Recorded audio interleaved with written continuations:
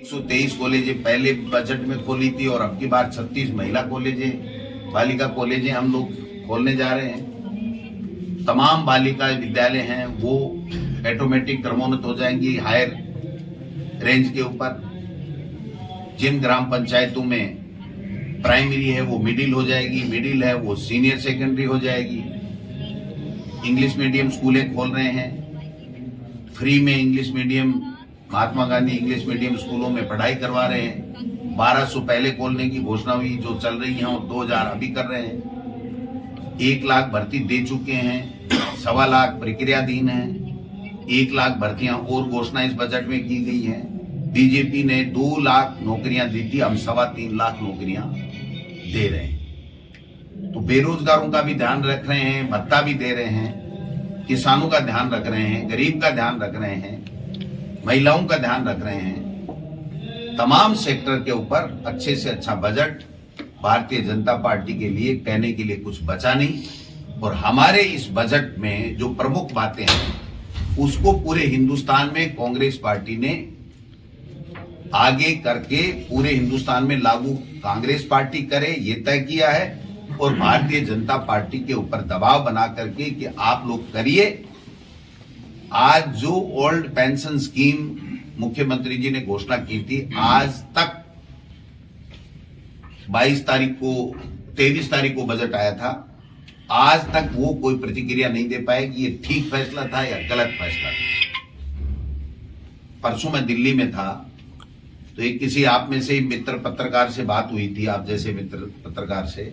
वो कह रहा था नड्डा जी को हमने पूछा तो उन्होंने कहा ऑन रिकॉर्ड तो मैं कोई टिप्पणी नहीं करना चाहता, लेकिन ऑफ रिकॉर्ड ये है कि 25 लाख लोगों को तो अशोक गहलोत जी के इस फैसले ने हमेशा हमेशा के लिए कांग्रेस का मुरीद कर दिया है। हम क्या करेंगे ये हम अभी फैसला नहीं ले सकते। और वो बात भी सही है, मोदी जी के बगैर, अमित शाह के बगैर हिंदुस्तान में कोई मंत्री, कोई संतरी, कोई संगठन का कोई फैसला नहीं ले सकता। आज 25 में से 25 सांसद यहां से हैं। केंद्र के जल संसाधन मंत्री गजेंद्र सिंह जी हैं, लेकिन जो देश के प्रधानमंत्री मोदी जी ईस्टर्न कैनाल को जो राष्ट्रीय परियोजना बनाने का जो वादा हमसे करके गए थे, वो आज केंद्र का जल संसाधन मंत्री यहां का राजस्थान का होते हुए भी वो पूरा नहीं कर पा रहे। 25 में से 25 सांसदों में से किसी की हिम्मत नहीं है कि वो जाकर के मोदी जी को ये कहें कि हमें इस बात की आवश्यकता है और हम क्या जवाब दें। एक तरफ तो एमपी कोटा खत्म था, वो 2-1 करोड़ किया है। आप देखिए कि एक एमपी का 2 करोड़ का कोटा और एक एमएलए का मुख्यमंत्री अशोक गहलोत ने 5 करोड़ रुपए का कोटा विकास के लिए किया। तो हमारी और उनकी सोच में विकास को आगे बढ़ाने को लेकर के जमीन आसमान का फर्क है। ये चीज हम कार्यकर्ताओं के माध्यम से शिविर आयोजित करके इनको प्रशिक्षित कर रहे हैं। सोशल मीडिया का वो लोग दुरुपयोग करते हैं, हम दुरुपयोग नहीं करें, हम सदुपयोग करें। हमारी योजनाओं को बताएं, हमारी बात को बताएं, कांग्रेस की आइडियोलॉजी को बताएं। ये सब चीजें हम इस शिविर के माध्यम से करने जा रहे हैं। केंद्रीय मंत्री गजेंद्र सिंह जी पहली बात तो कांग्रेस से ज्यादा वसुंधरा राजे जी पर प्रहार करते हैं, नोट कर ली। दूसरी बात, केंद्र के जल संसाधन मंत्री होते हुए भी जो यूपीए सरकार के समय 80% केंद्र और 20% स्टेट की योजनाएं होती थी, वो 50% पे क्यों लेकर के आए।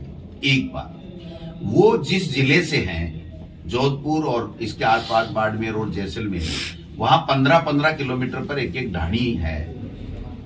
आप समझ सकते हैं कि उनमें 50% से आप कैसे पूरा कर पाओगे वो योजना। उनको सोचना चाहिए, उनको अपने प्रभाव का इस्तेमाल करना चाहिए कि वो देश के प्रधानमंत्री से ये फैसला करावें कि राजस्थान में कम से कम 90-10 नहीं तो 80-20 की रेशियो में वो पैसा आवंटित करें। ये जो योजना है इसमें 50% राज्य सरकार का और 50% केंद्र सरकार का। 50% राज्य सरकार के सीमित संसाधन होते हैं। जो भौगोलिक स्थिति हमारी है वो भी आप सबको पता है किस तरीके की है। ऐसे में केवल मात्र कोरी बात करना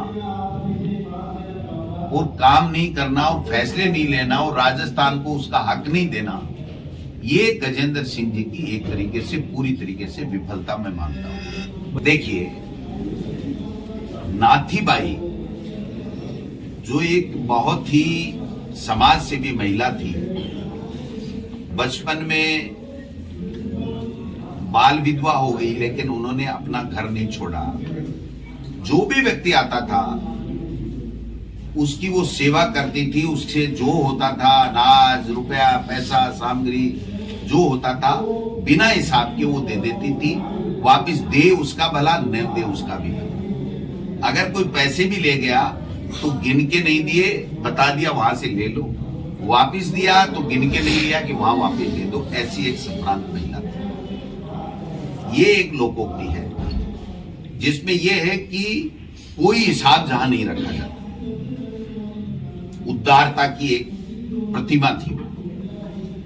मैंने मेरे घर पे आए हुए टीचर्स को यह कहा था कि यहां पर आपको 1 लाख रुपए तनख्वाह दी जाती है, आप बिना छुट्टी विद्यालय के समय यहां क्यों आए? कोई गलत बात नहीं थी। शिक्षा मंत्री था तो मेरा दायित्व उन टीचर्स के साथ साथ उन बच्चों को पढ़ाने का भी था। और मैं आपसे भी अपील करता हूं, मीडिया चौथा स्तंभ है, बहुत बड़ी भूमिका है। आप बताइए कि आपका बच्चा जहां पढ़ रहा है वहां का टीचर अगर बिना छुट्टी लिए बेवजह स्कूल समय में स्कूल से अनुपस्थित रहता है तो उसको इनाम मिलना चाहिए या उलाना मिलना चाहिए? आप स्वयं उत्तर खोज लीजिए। वो शर्मनाक बयान था, निंदनीय बयान था। मैं उस बात को दोबारा इसमें रिपीट कोट नहीं करना चाहता। कौन इश्यू को इश्यू बनाना भारतीय जनता पार्टी की फितरत है। मेरे आज तक के किसी बयान में अगर ये आया हो कि महात्मा गांधी जी की शौर्य, उनकी वीरता, उनकी देशभक्ति, उनके स्वाभिमान पे किसी तरह की कोई टिप्पणी अगर मेरी मिल जाए तो आप बता देना। महाराणा प्रताप की वीरता के बारे में हमको किसी को शक नहीं है। उनकी स्वाभिमान, उनकी राष्ट्रभक्ति, उनकी देशभक्ति हमारे राजस्थान के कण कण में विद्यमान है। केवल और केवल नॉन इश्यू को इश्यू बना करके गलतफहमी लोगों में पैदा करना, यह भारतीय जनता पार्टी की आदत बन गई है। देखिए, कोई कार्यकर्ता नाराज नहीं है, कोई राजस्थान में गुटबाजी नहीं है। अगर कोई गुटबाजी है तो वो भारतीय जनता पार्टी है, जिसमें 8-8, 10-10 मुख्यमंत्री बनने के मुंगेरी लाल के हसीन सपने देख रहे हैं। एक जाजम पे वो लोग बैठते नहीं हैं। जो स्थितियां बनी विधायक दल के अंदर, वसुंधरा जी के लोगों ने कुर्सियां उठा ली थी भाजपा के पदाधिकारियों के ऊपर, वो आपने देखा होगा कि किस प्रकार से जो 12 में हुआ, जहां पर कार्यालय, एमपी के कार्यालय पे पत्थरबाजी की गई, तोड़फोड़ की गई। तो ये सब चीजें भारतीय जनता पार्टी में आज की तारीख में चल रही हैं। कांग्रेस पार्टी एक है, अखंड है।